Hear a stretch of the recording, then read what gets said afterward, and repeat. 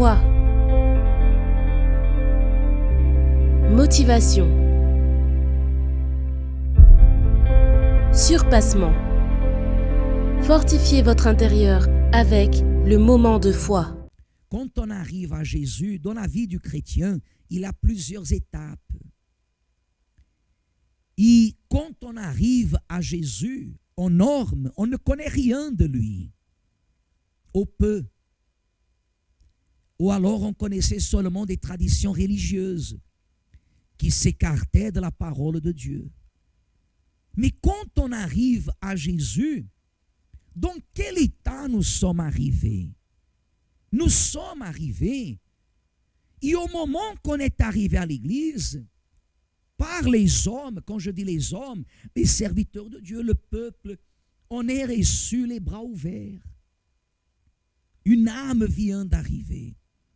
Personne ne connaît l'état de votre vie. Personne ne connaissait l'état de votre vie. Et Dieu vous a accepté, Dieu m'a accepté. Et à partir de ce moment, il y a eu un processus, il y a eu une recherche, une délivrance. Après la délivrance, on a continué à travailler en nous-mêmes. Et jusqu'à vouloir devenir le sanctuaire du Saint-Esprit. Déjà, seulement de parler à ce sujet, qu'est-ce que nous comprenons? Que c'est seulement par la foi. Parce que qui suis-je? Qui êtes-vous? Qui sommes-nous pour être le temple du Saint-Esprit? Le temple de l'Esprit de l'Éternel. C'est là qu'entre la parole de Dieu. C'est Dieu qui nous a choisis. C'est là que nous arrivons à anéantir le doute. Des fois, la personne vient et dit comme ça: évêque, je ne sais pas si je suis baptisé du Saint-Esprit. Non, vous n'êtes pas baptisé du Saint-Esprit. Pourquoi vous dites ça? Parce que vous questionnez. Celui qui est baptisé du Saint-Esprit ne questionne pas. Il a la pleine conviction. Ne soyez pas tristes, continuez à le chercher dès maintenant et vous allez le recevoir.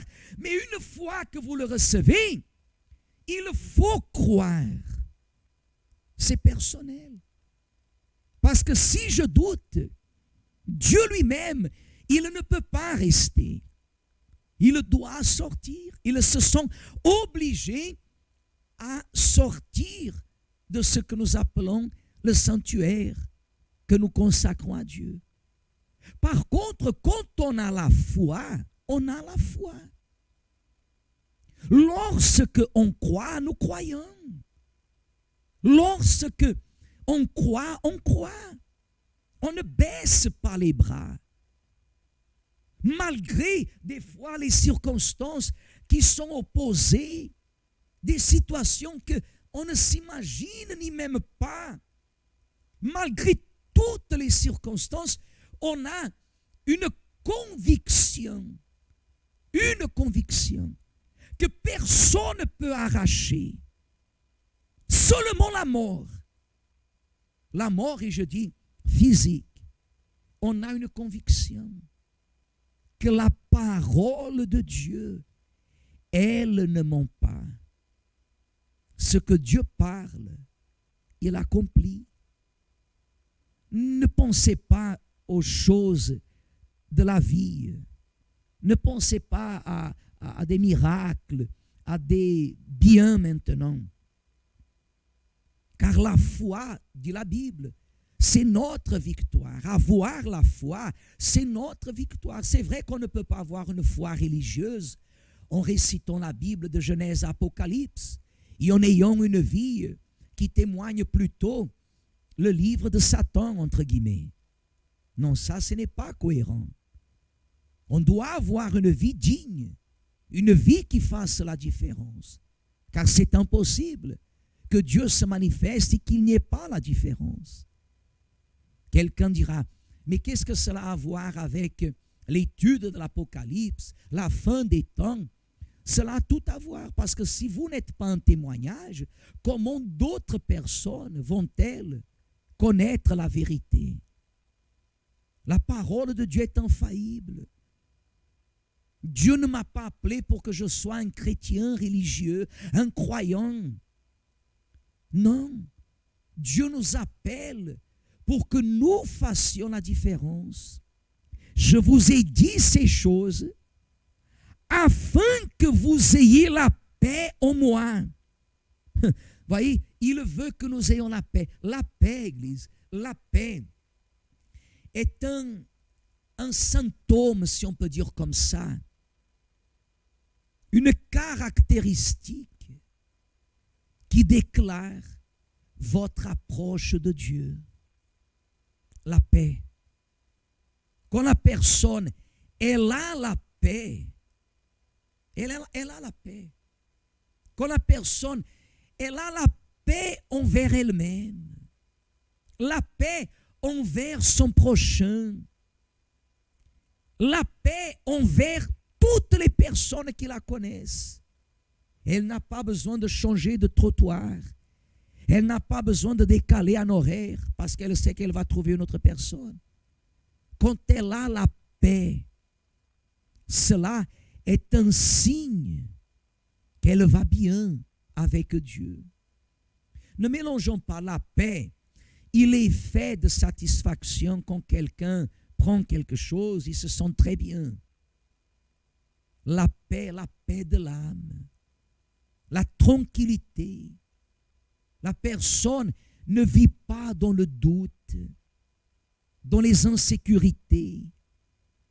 Non, elle sait en qui elle croit. Elle sait à qui elle a donné sa vie. Jésus, il nous dit ces choses pour que nous ayons la paix. Et il dit, vous aurez des tribulations. Il n'a rien caché. Il dit, vous aurez des quoi? Des tribulations dans le monde. Mais prenez courage. J'ai vaincu le monde. Il a tout vaincu. Et quand la personne, elle a l'Esprit de Dieu, quand la personne, elle a l'Esprit de Dieu, elle peut vaincre. Elle doit vaincre. Elle doit vaincre. Quand la personne, elle a la foi établie dans la parole de Dieu et elle cherche l'Esprit de Dieu, elle peut vaincre.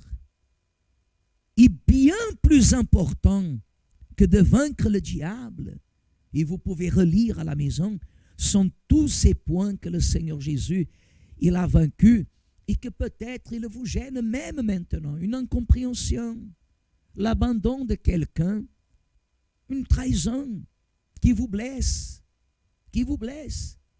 et tant d'autres choses, douleurs physiques et émotionnelles, les angoisses de la vie, la propre volonté de la personne. Des fois, ces choses sont en train de vous dominer. Et toutes ces choses, elles viennent pour nous tous. Mais jamais on peut permettre que ces choses, elles viennent nous dominer. C'est pour cela que vous devez comprendre les problèmes que vous affrontez. Ce n'est pas l'objectif du diable. L'objectif du diable, c'est votre âme.